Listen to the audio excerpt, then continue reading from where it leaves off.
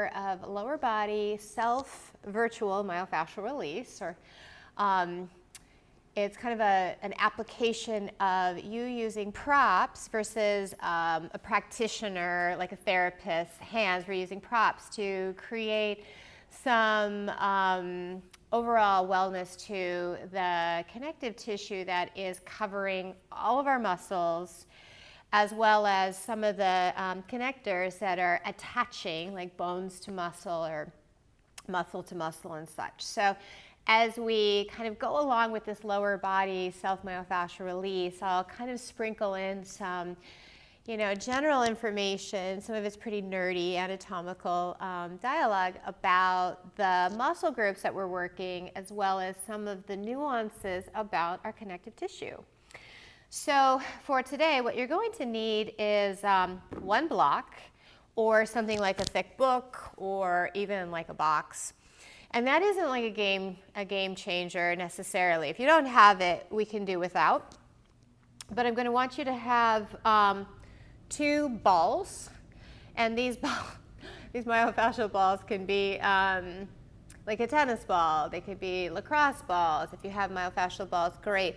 If you only have one, again, we'll just probably have you work separately. There's a couple times we're going to be using them together, and if you don't have 2, it's okay. We can get you caught up and do one side of the body at a time. It's really minimal.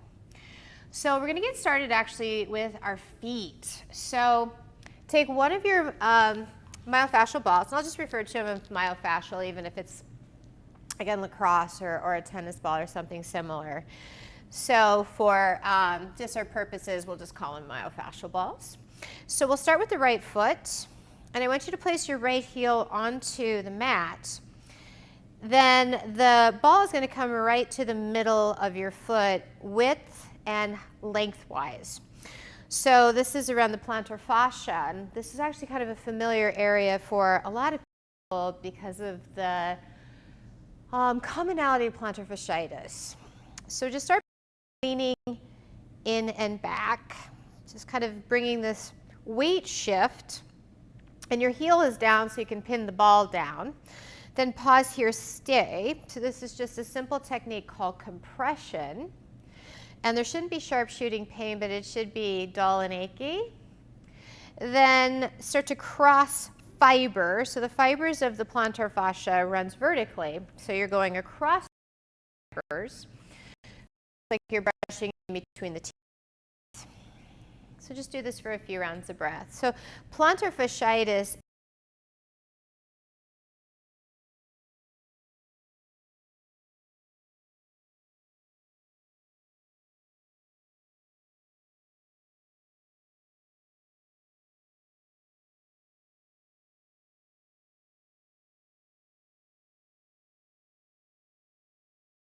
So we'll pause and then turn our toes and our hips internally. So we're coming into the inner arch of the right foot.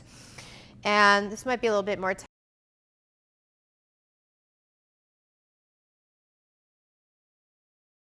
now it's being diagnosed more. On your feet a lot, pause, and then maybe cross fiber. Some of it could be like the shoes we wear. Some of it could be just genetic predisposition with the tissues being more apt to inflame and get irritated. But take a few more rounds of breath. And this kind of technique, we're using like frozen water bottles or different things like that, are commonly prescribed plantar fasciitis to help smooth out the tissues. So now turn the foot externally, so the toes and the hip go out. You're going to be to the outer, and I'll show you from the side, the outer knife's edge. Same thing, lean back and forth, and don't worry if it's not that much intensity. Sometimes less is more.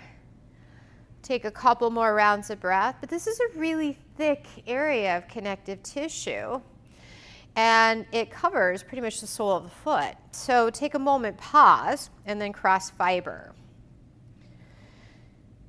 And so if you've ever had plantar fasciitis, you're probably nodding knowingly, knowing how painful it is. In fact, sometimes waking up, you can't really step out of bed without sharp pain. So this is something you may like, oh my gosh, the last thing I want to do is put sensation on this area, but it is kind of the most important thing you could do. So take a breath.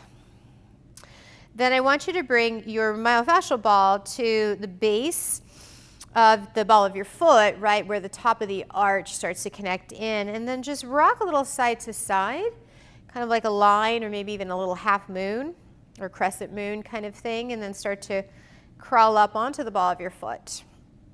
Now the ball of your foot's probably going to have much thicker kind of source of pressure, right? Because we walk on the ball of our feet a lot or they're standing. So you'll feel the tissues a lot thicker. It might even feel kind of sandy or like little speed bumps in there. So just take a few moments kind of pushing around as light or as heavy as you need to. Take a breath. And then we're going to bring our ball of our foot down, and the myofascial ball is going to come to where the arch connects into your heel. Same thing, kind of rock it a little bit side to side or like a little curve. And then begin to bring your heel actually onto the ball. And again, it's a different source of pressure or weight bearing in our feet, so you'll probably notice that the tissues are thicker. So just take a few rounds of breath, get in there. Then pause for a moment, right? Just kind of feel a little bit of that application of weight into the ball, into the mat. And then this one takes a little bit of coordination. So you want to trace the line with the ball of your foot to the heel on your myofascial ball in one direction. So instead of going back and forth, I want you to start with maybe the ball of your foot onto the myofascial ball, then bring your foot forward as the ball goes back, and then bring the ball back, start over. So the ball comes forward, but you come to the heel, and then bring it back. So come to the center, do the outer edge, the inner edge a few times. So we're trying to get that fluid exchange going on with our connective tissue or fascia. So trying to get that hydration and plumping back. And I'll talk a little bit more about that on the second side. So now take another moment, just drawing one more line. And then the last application on this foot will be just to scribble. So our connective tissue or fascia, within it lies a lot of the lymphatic system, lymph node, kind of our dishwashers, or here we're cleaning up this from the fluid exchange, kind of taking up all of what we've kind of released through this myofascial release, similar as you would feel if you got a massage. You'd want to flush the body with lots of water. Good, take another breath, just keep scribbling. It feels kind of pleasantly ticklish almost, or maybe just that buzz. Then step off of your ball and make sure you know where it is and it's not rolling away. And then stand into your mat, feet hip width distance. Please close your eyes and just notice the difference between like that energetic footprint. With your knees bent a fair amount, take a forward fold Uttanasana, and then drop your head down. Now you're not going to just feel the feet different, but now you can trace kind of that energetic rinse up through the back of your right leg and how it might feel maybe more open, more flexible, just more accessible than the left. We'll take another moment. And then with your eyes open, push down, stand up. And so this is a really cool thing, is when we work on one application of the body, we'll feel it in other places. So the connective tissue, or the series of fibers, that kind of lay down like a matrix or kind of like a spider web, can start all the way from the bottom of the foot, and it goes all the way up the back of the body on that same side. So when we work on the connective tissue of the feet, this anatomy train, or this communication line, goes all the way up through that side.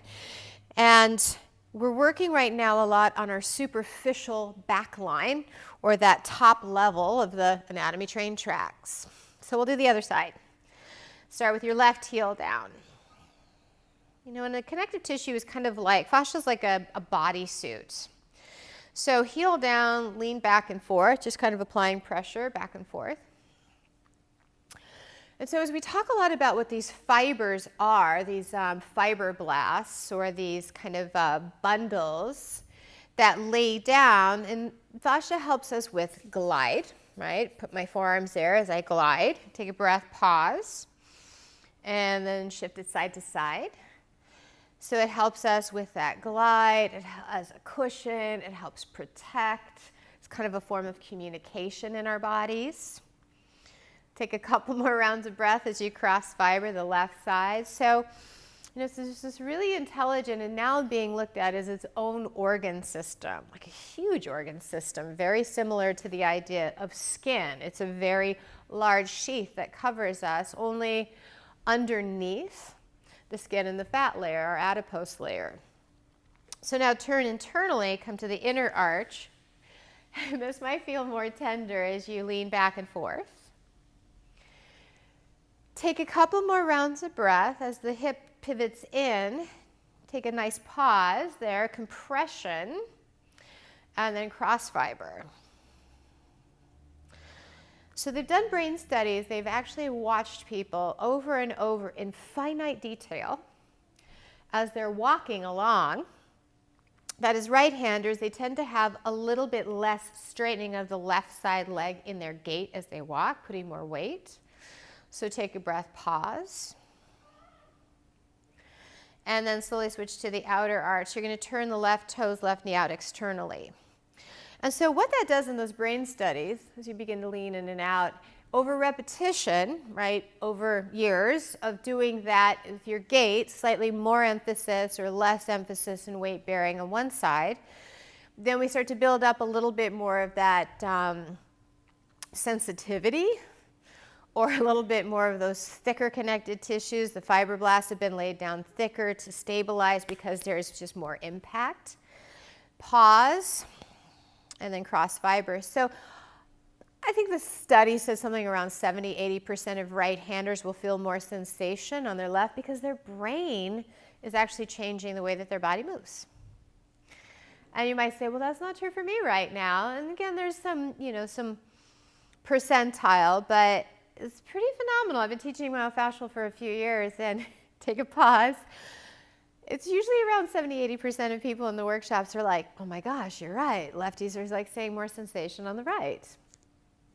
All right, so come now where the ball of your foot and the arch of your foot start to kind of connect. Make your little half circle or line, whatever your strategy is, and then start to creep up onto the ball of your foot. Anyways, I love those brain studies because literally everything happens in the brain.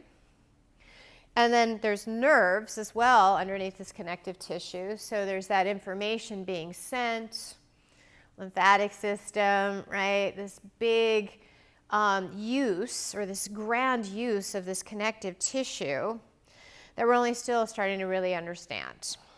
So take a couple more moments. Right, they haven't studied it as much as other organs, right, like the endocrine system or such. Then come down with the ball of your foot on the mat or the floor, and your myofascial ball where your heel and the arch connect. Start to make that little line, and then creep up to your heel.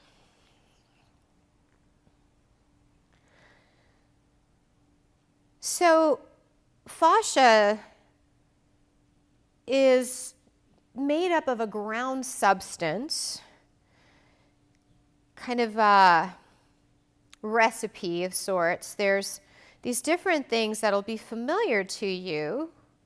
Take a pause. We're like, well, what does make up fascia? So we'll start again with tracing that line. So start with the ball of your foot, trace down, bring it back, trace inside.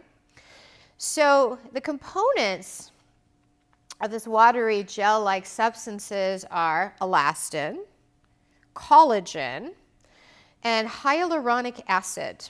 And you'll see all three of those in beauty products where they're talking about plumping up the skin. And those are components that attract water. They're water soluble. They hold water, plump, make things healthy. So this last one is just scribble. So these are all things that our bodies produce and then we buy, hopefully, topically, maybe some people inject them into the skin to hydrate, to plump up, to bring that vitality back. So this is a lot of myofascial releases doing that to the tissues, and not necessarily in a cosmetic form, but in function, in range of motion, breaking up old scar tissue, injury, healing. Take another breath. So that's why it's got such a therapeutic property. Then step down, make sure your ball's not underneath your feet too much because they roll. Place the feet down. Notice the footprint. Then start to fold down. Release your hands towards the earth. And now trace your train track, the anatomy train, as we're starting to look upstream from the feet. So you'll probably notice some sensation through the calves, through your hamstrings, through your glutes. You might even start to feel it somewhat up the left side of the paraspinal muscles. Then take another breath, stay low here, open your eyes, but have a seat. So we're going to roll our calves, and this is where if you don't have necessarily a book or a ball or a box, you can always just place the ball on the mat. I do find it gets a little bit more intense, which is not necessarily a good or bad thing, right? It's just kind of what we can breathe through, what we need in application. It tends to be more intense if you can bring the ball higher up. So we're going to start with the center calf with the right leg. So the ball is going to be in the middle of your prop. Again, if you don't have the prop, just have it on the floor. And place the ball underneath the center of your calf, lengthwise and widthwise. So this is the gastrocnemius muscle. Then you can start to shift a little bit side to side. There's that cross fibering again. This is a two-headed muscle, so you will feel that kind of dip in between. Very normal. I think sometimes people are like, oh my goodness, am I okay? It's very okay. It's a two-headed muscle, so it's the superficial muscle of the calf.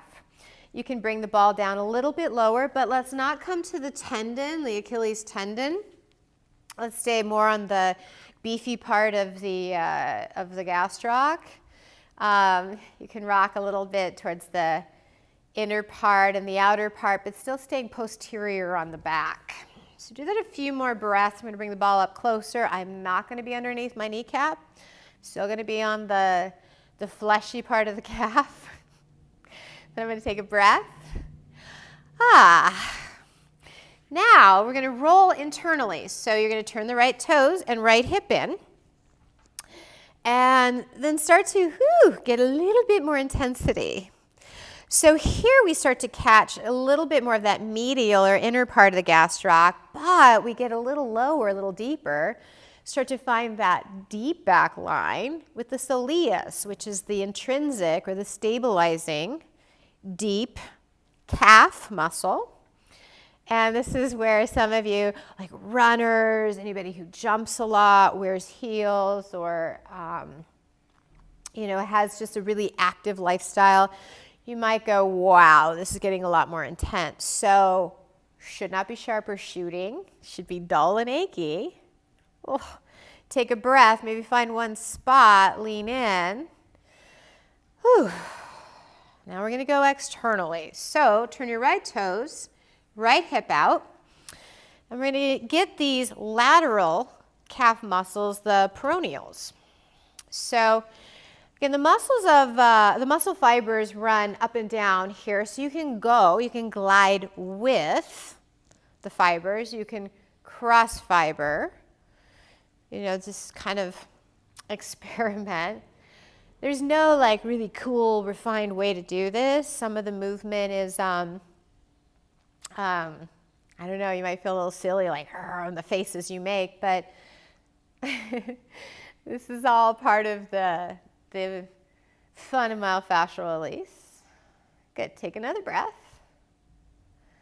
And then take the ball off the block or your prop, whatever it is.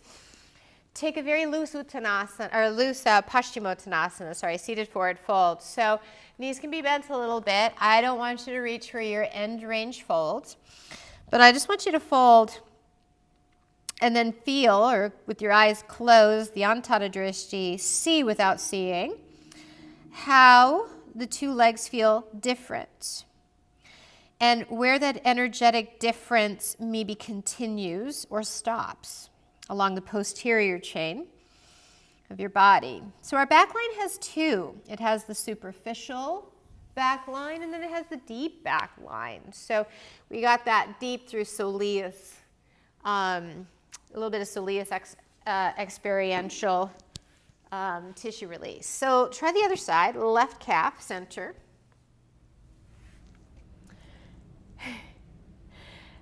So my right-handers, now you have it in your brain, which means that it's in your brain, and therefore you'll probably now subliminally have been maybe conditioned to say, wow, my left side's more intense. Or you might say, nope, didn't work for me, Lara.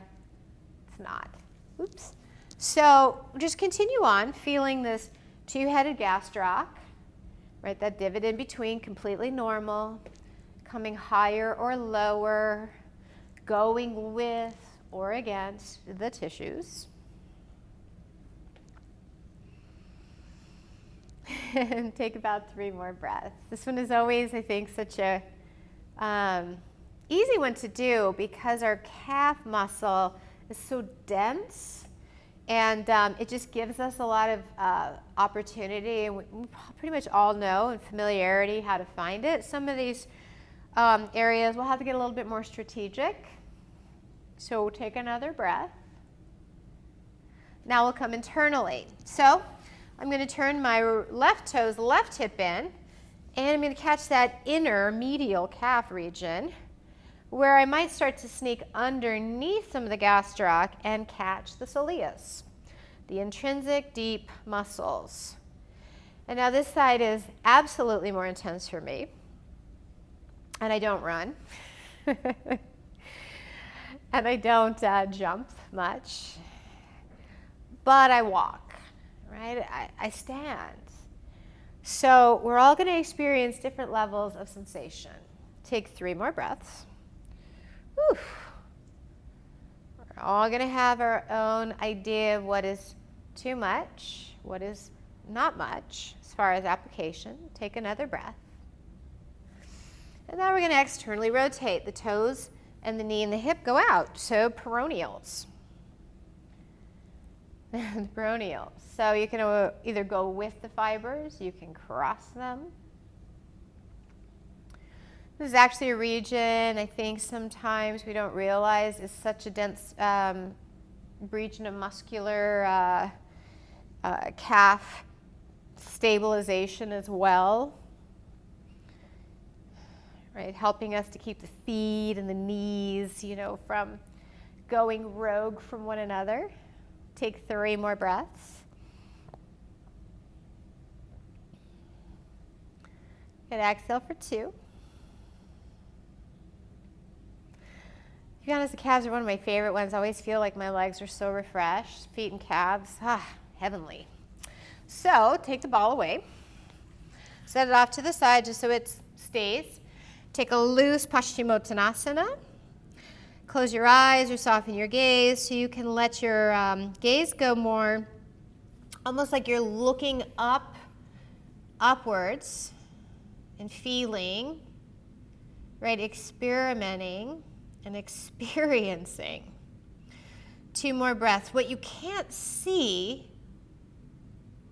with the eyes, but you can see with that kind of internal awareness. Then begin to slowly lift up.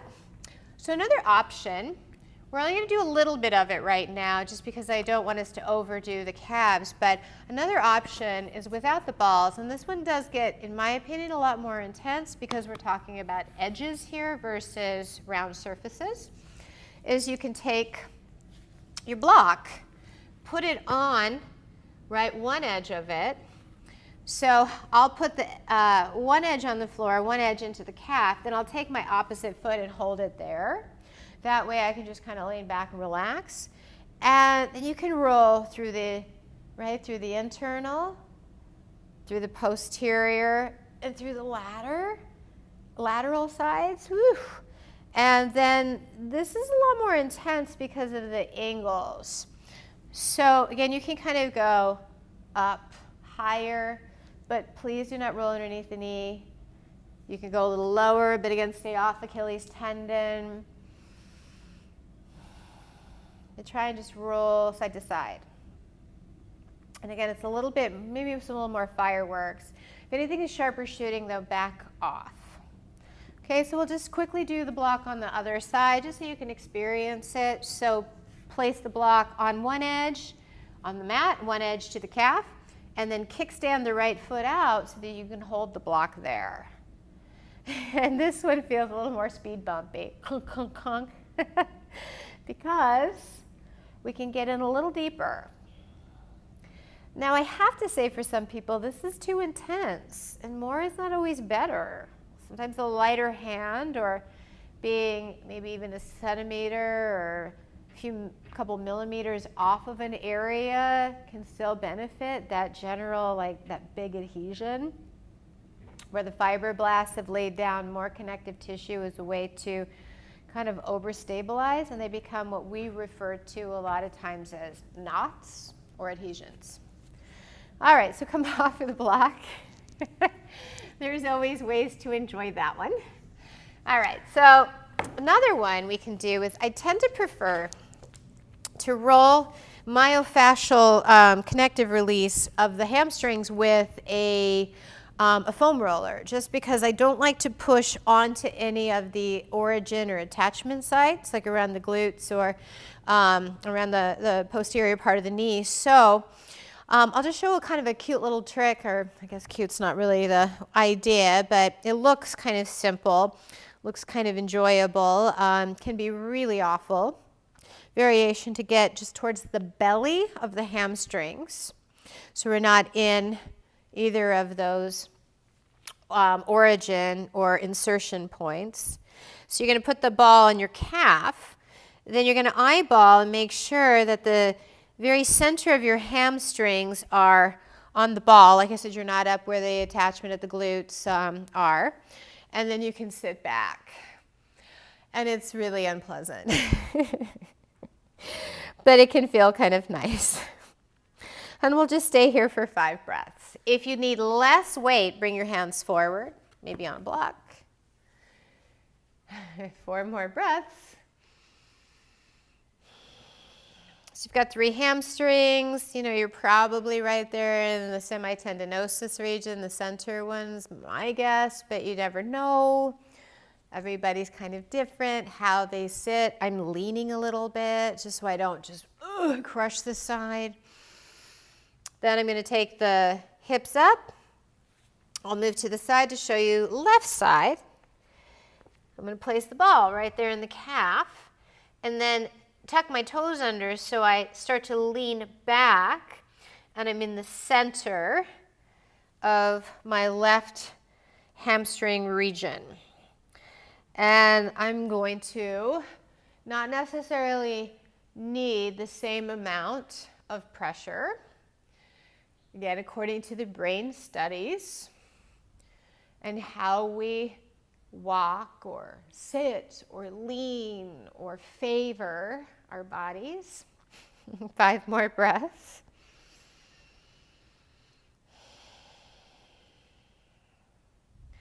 Right, as we are definitely going to need more on one side, maybe a little less on the other for some things. 2 more breaths. Good. Place your hands down, remove, and just for a moment, sit back onto your glutes and take a nice seated forward fold, softness here. So you may already start to feel a little bit more of that. Maybe the tissues feel more fluffy. They feel a little bit more plumpened, and you feel a little bit more relaxation with a little effort. Take another breath. All right, moving on. So now we're going to work on our glutes, or the glute region. The largest muscle in the body is glute max. So glute max is the largest in its surface and density-wise region, but underneath it lie external hip rotators and abductors, or the muscles that take and move our knees like away from the midline, but then also away and out. So we'll start with the center of the glute, and we might start to get into a little bit more of that piriformis region. Piriformis is on a little bit more of people's minds now because of the diagnoses of piriformis syndrome. Piriformis syndrome is when the piriformis muscle, one of the main external hip rotators, is pinching the sciatic nerve. Now, sciatica usually happens when that largest nerve in the body gets compressed or pinched around the lumbar spine. So you'll feel like radiating, sharp shooting pain down the back of down your legs, usually the back of your leg. Sometimes it'll refer to the front. With the piriformis, because it happens more underneath the glutes, it starts at a lower setting. But they're often confused, it's pretty simple to confuse the two, because ultimately it's pressure on the same nerve. But we're going to start with rolling off to your left hip. You have to touch your own tush here. So look for the sitting bone. So take your fingers, find that sitting bone. It's actually called the ischial tuberosity. It's got a nice kind of refined anatomical name. Then come up about an inch to what you would consider the bullseye of your glute region. Place your myofascial ball there, and then just have a really comfortable seat.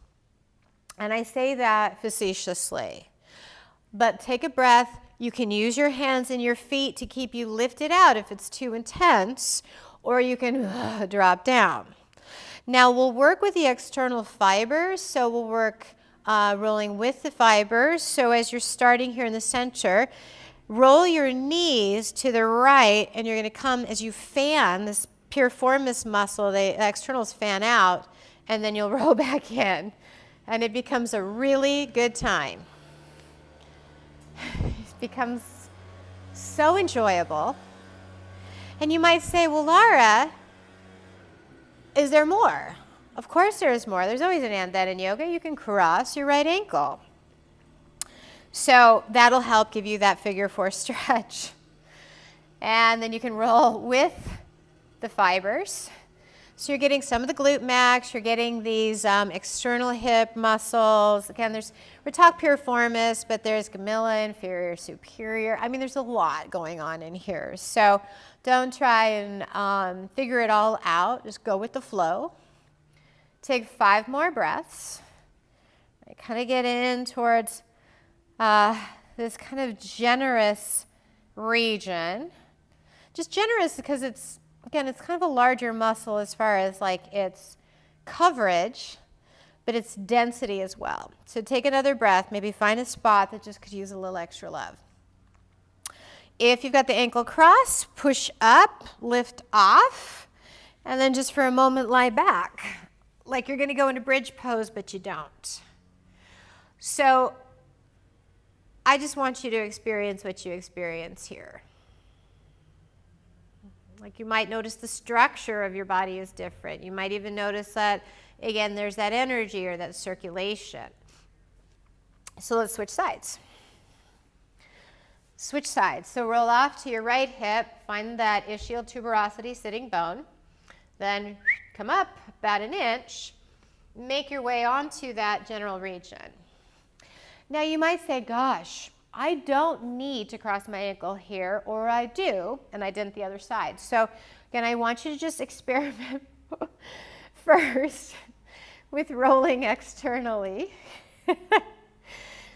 I really wish I could see your faces and hear the sounds you're making right now, because they're usually fun, funny, silly, crazy. If you want to cross the ankle, cross the ankle. I mean, I'm always like amazed by some of the reactions my face can make when I'm doing this work. But but I guess you get to scream in silence. No, stay breathing. Take about 6 more breaths. Just kind of experimenting, and you can roll side to side. You might find a spot where you're like, woo, I need to stay here. So kind of depending on what your exercise program is like.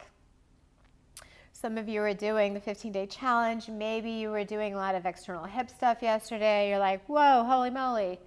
Or you haven't been doing a lot of hips and you could really use it. You're sitting at a desk a lot. Take 2 more breaths. Oh my gosh, 1 more breath. I'm a terrible actress. I just cannot hold back. Then lift up and come on back. Take a couple moments in your bridge or pre-bridge. I know we don't want to say like, wow, your glute feels fluffy, but my glute feels fluffy. It's got that hydration back. It's kind of got the tissues are plumping up. The water's returning, and that's health of tissues. So make your way up. Now we're going to look at the abductors, glute medius and glute minimus. So glute medius is, just like it sounds like, it's the medial glute muscle. So it's kind of right, we've got glute max covers 70% for most bodies of glute med. And the glute med, I think, covers, if not all, it depends on the body, if not all, like almost all of glute min. So glute min is that deepest abductor or muscle that takes you away from the midline. And so that's going to be part of your deep back line. So we've got the superficial and we've got the deep back line.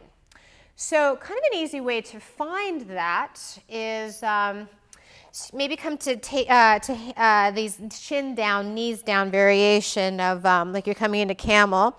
Place your hand in that upper part of glute max and then take your knee away. You're going to feel this kind of upper region fire. That's where we want to roll. So we're not kind of in that center area laterally where we were, we're up. So again, knee down, the toes tucked under, take your toes away. You'll feel those muscles fire. Those are the abductors. So place your ball underneath that region. So come on back, woo. And again, you can cross the ankle, you're gonna have the feet down, but you're probably gonna turn a little bit to the right with your knees on the right side. You don't have to cover a lot of space. These muscles just really get right down to the work right away. You're just like not confused. You're on them or you're not. You're on them or you're not. So find a few moments maybe in a region you want to compress. Or again, you can move the leg away. You can abduct, right? Move the leg away, bring it back in. Abduct, adduct, abduct, adduct. Or you can rock and roll a little bit, cross fiber. I don't know if any of them sound very pleasant. 5 more breaths.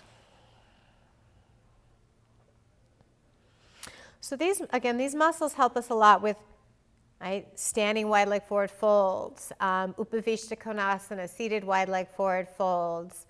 They also help a lot with, half moon, like lifting that leg up, that lifted leg in half. I mean, there's so many poses. 2 more breaths.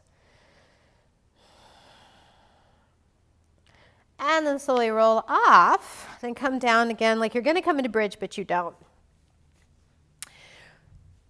So another thing that myofascial release helps with us is that if you were to think about, as you feel now in your body, maybe the structure, your low back and your pelvic bowl feeling slightly different, as we now lift up and do the other side, is that if your body, if you think about it as a tension system, right, it's being held together by connective tissue, tendons, ligaments, fascia, that if it's too tight or being pulled in one area and you were to jump on, like your body is, say, the equivalent of a trampoline, it was really tight in one area, it's going to be pulling the frame.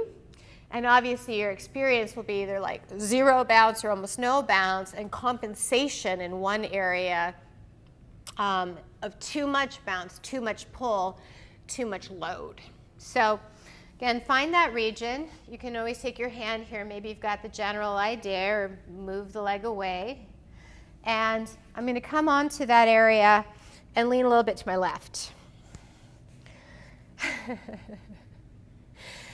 I know you look very cool, but you might not be feeling very cool at all. In fact, I'm feeling a tremendous amount of sensation, so breathe through it.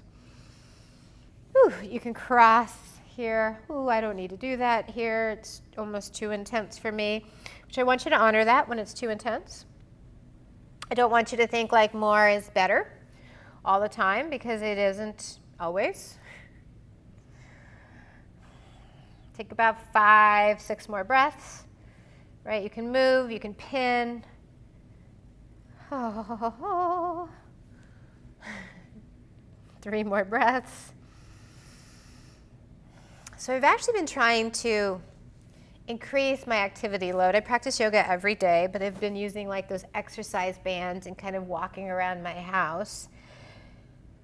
And then slowly come off, so I can really feel those bands that you put at your ankles where you kind of walk side to side. I can really feel those muscle groups right there needing more release. So if you're increasing, like maybe adding, as you lie back, a discipline, like running, or maybe you're trying more vinyasa and you normally practice yin, or maybe you are more of a vinyasa practitioner, you're trying more yin, like you'll probably need different applications. Or you'll start to feel some tissue changes in your body just because your movement is asking your muscle groupings to do some different things and to experience some different forms of movement. All right, so we're going to turn on to hands and knees. Now, the IT band, which is the iliotibial tract, iliotibial band right here, its origin is one of the lateral hip muscles called the tensor fascia lata. Makes sense. Tensor like tension, fascia, lata, lateral. So it's this muscle group right here that if you were to imagine not muscle group, but a muscle, if you were to imagine your hand was putting itself into a pants pocket, which I haven't worn regular pants like a month, but you can always say, okay, if I were to have pants pockets, I'm going to put my hand there, put them in these pants pockets, and the region's going to be kind of around this lateral upper hip. So it's below your hip bone, frontal hip bone, and a little bit outside. Now, if you're a cyclist, I know a lot of people are Pelotoning it like crazy.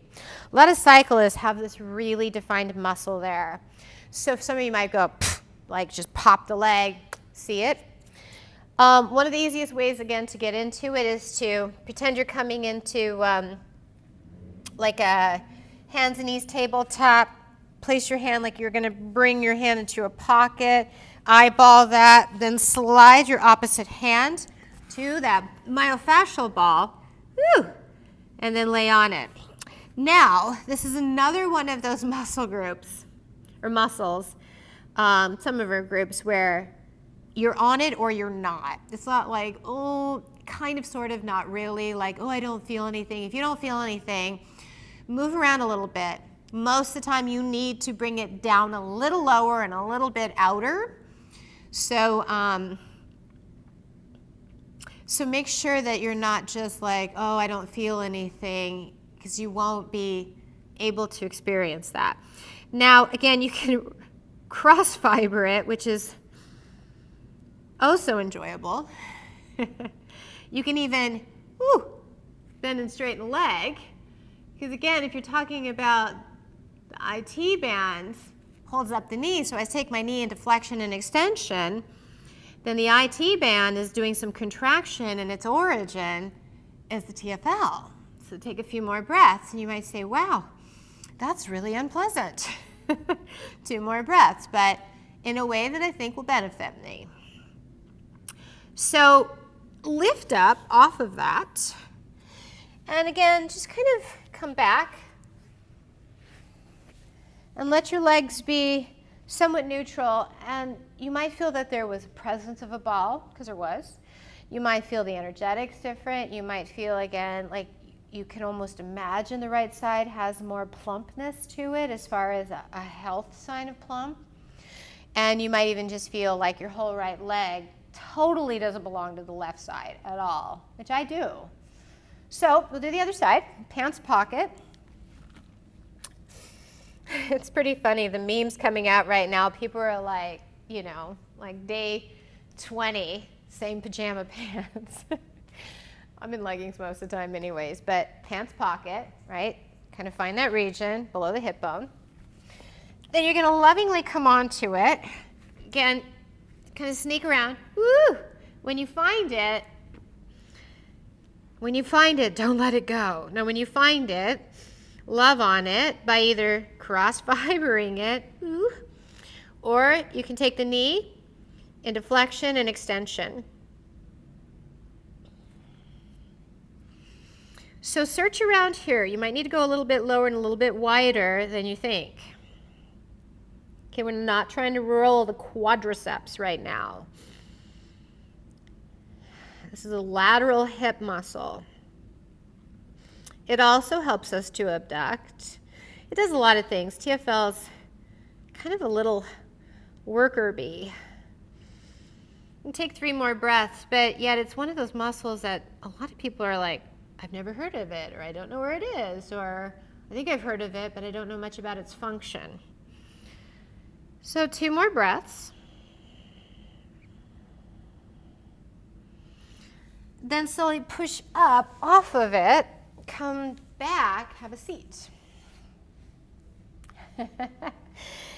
Now, right, just take your attention to the left side. Like if you could just dive into these amazing layers of the body, right? Could you see what's going on? I kind of like to think of like cotton balls, like the fluff, right? Plumping.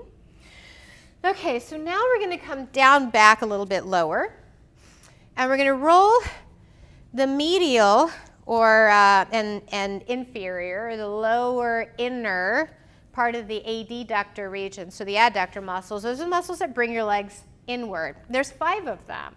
Really short one, pectineus is here, and then probably as you're coming into those longer ones, you're going to be adductor longus and adductor magnus. So kind of from the sounds of them, they're kind of the longer ones.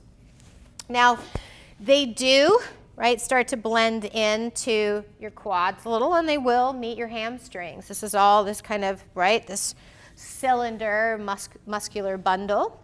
So I like to take the myofascial ball inside and above my knee. So inside and above my knee. And whoo, then I'll just kind of rock a little side to side. And you come up a little bit of the ways, but it's really hard to get, again, this is another region, just like the hamstrings, and just like the general quadriceps, that it's easier to kind of roll on a foam roller. But these get some nice attachment sites. Good. Now, if you want a little bit more interesting feeling, you can always trace your toes like a little half moon. And you can tell from my voice that it is like working. 3 more breaths. And there's no like, I'm the toughest myofascial roller ever kind of victory here, right? We do only what we need. So begin to lift up.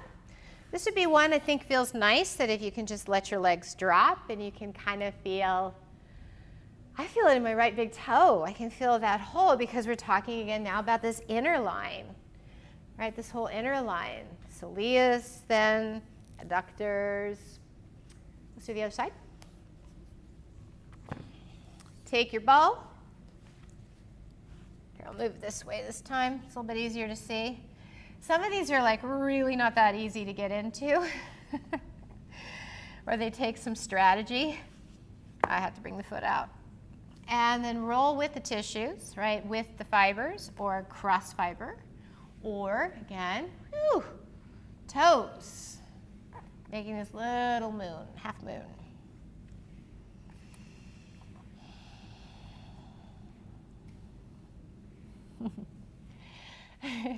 5 more breaths. By the way, if you're making those faces, post them on the Facebook page. We all want to see. 2 more breaths. the 15-day challenge. Take one more breath. Then lift up. Please move your prop away and then just sit up. And trace the energy. Trace that energy. Take a few rounds of breath. So now we're going to hop over. So we were in the medial. Now we're going to go to the lateral. And I know we were up higher, but we're going to drop back down. Tensor fascia, iliotibial. Then above and outside of the kneecap, we're going to start to catch the inferior, the lowest part of vastus lateralis, which is the lateral quadricep muscle, where this kind of triangle of extra support, extra stabilization, right? Keeping the hip, the lateral knee, the ankle, all of these kind of stabilizing forces tend to get a little bit kind of tangled. So what you'll do, this is not a really, really sexy approach, but you're going to bring your myofascial ball, I'll show you, outside of the right kneecap, not to the outer calf, but so that when you rock forward, you're going to actually pin the lowest part of that quad onto it. So I'll show you from here and then turn it to the side. So what I'm going to do is I'm going to pin the ball there, walk my hands forward, move block so you can see. Then I'm going to slide my opposite knee forward, almost like I'm coming into a pigeon, but I don't. Then I'm going to trap this corner, or triangle, I guess, region at the lowest part of vastus lateralis, just above the kneecap, and just kind of right around where the iliotibial starts to make its attachment. So this is a really unpleasant place. You can roll, the ball up your quads a little bit, your leg down a little bit. Yes, you can bend and straighten your leg. No, you don't need to do that if you don't want to. Or you can microfiber cross it. Microcross fiber, meaning small. 5 more breaths. So for people who've had knee injuries, right, and you're stable, of course, it's a great way to break up scar tissue. Because those microfibers, those fibroblasts, lay down, really sophisticated to structure. So that's why when we get injury and inflammation a lot of times is it's trying to stabilize, like your body's trying to do its best way to protect things. 2 more breaths, but then it restricts range of motion. It restricts, a lot of the ability to heal over time because it's more worried about stabilizing. So we'll take the other side. So if you've had any knee injuries, you probably have a little bit of scar tissue and you don't necessarily have the full range of motion. And you may never have it back fully, but you can get most of it back in the majority of cases. So I'm going to take the ball again above the kneecap, just outside towards the left part, not behind, but above. Hand's going to come forward, right knee comes forward, and I'm going to pin it. First I'm going to pin it. And maybe I don't need to bend and straighten here. I really don't. But you can.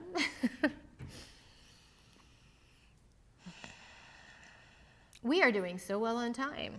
I hope you are ready to enjoy just a little bit more. 3 more breaths.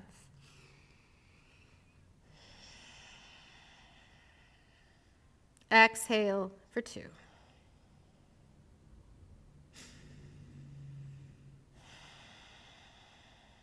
Good, then slowly lift up. All right, take both of your myofascial balls.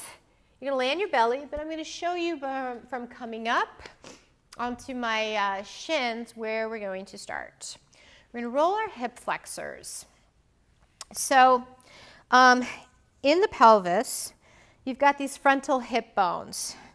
They're called the ASIS, and that stands for the anterior superior iliac spine. You just call them the frontal hip bones. So you're going to feel those frontal hip bones. The balls are going to come inside those frontal hip bones and down a little bit. So psoas major actually connects all the way up to like T12, thoracic 12, and then comes all the way down. But we're going to start just inside. It's a little bit easier to get some of that other work manually, or it takes a little bit more time to kind of get into that. So we're going to start inside, so drop inside of the hip bones and slightly down. Both balls, if you only have one, you'll do one side at a time, and you'll get caught up. So the only way to get into this that I know of is the inchworm. Chin down, lift your butt up, find those ASIS hip bones, come inside, and then lovingly drop down. For those of you who are extremely tight here, you might just place your hands down and rest your head. For those of you who want a little bit more, come into like a Sphinx pose. So you can rock side to side, staying in the ASIS, cross-fibering. They run up. They're vertically in their tissue pattern. You're probably going to notice which side has a little bit more, more teeth. 3 more breaths.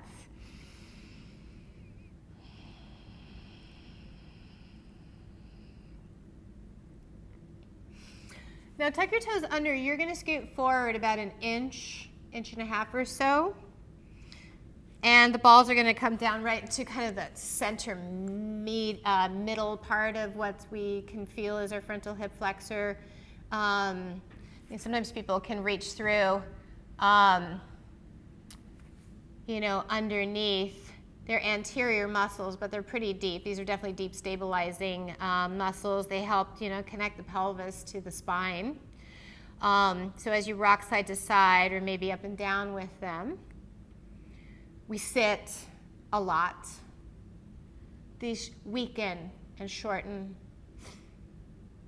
Every time you walk upstairs, these muscles fire. So they're quite active. They're quite common muscles to experience relief from in a yoga practice, with a lot of those lunges like crescent pose, Anjaneyasana, feeling these stretches as we're, working in the warrior one pose. So tuck your toes, scoot forward, and we're on the last point. We're going to be at the lowest part, and you'll start to feel like vastus medialis, which is the inner upper part of the quadriceps, and the hip flexor is kind of in this region. And I feel some of this in my low back, and that's called referral. So that's a lot of with those nerve endings where you might feel the release is happening in one point, but the sensation gets referred to other places, or distributes it in multiple places. Take about 5 more breaths. So again, if it's too much, drop down. So psoas, iliopsoas, it's interesting because they're now saying that through kind of evolution, we're losing our psoas minor. Like 30% of the population right now doesn't have a psoas minor, and the more that we continue to have children, and genetically that gets passed on, pretty soon it's all going to be psoas major and iliac is like, I'll do it all. All right, take 1 more moment. Oh, and then slowly push up. So if you only had 1 ball, ooh, it feels really warm here. You can place your hands there. It's like heat. If you only had 1 myofascial ball, do the other side. Spend a few moments. Start inside, then go down a little bit, and then to the lowest part. But unfortunately, the lower body has been loved on in kind of the most interesting of tough love ways. Hopefully you can stick around. I'll be doing the upper body in about 15 minutes. Otherwise, hopefully I'll see you again soon. Thank you so much. Have a